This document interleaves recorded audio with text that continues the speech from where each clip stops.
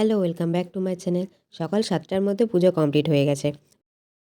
এই যে আমি আর আমার বুনু, আমাকে ফুল রেডি করেছে আমার বুনু, মেকআপ করে দিয়েছে, শাড়িটা মাই পরিয়ে দিয়েছে। চলে এসেছি হাই স্কুলে। তারপর হলো আমাদের ফটোশ্যুট।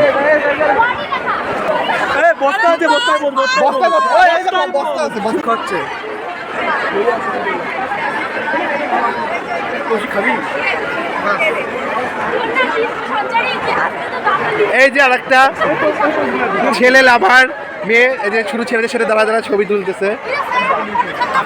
টোটো ধরে চলে যাচ্ছি কলেজে।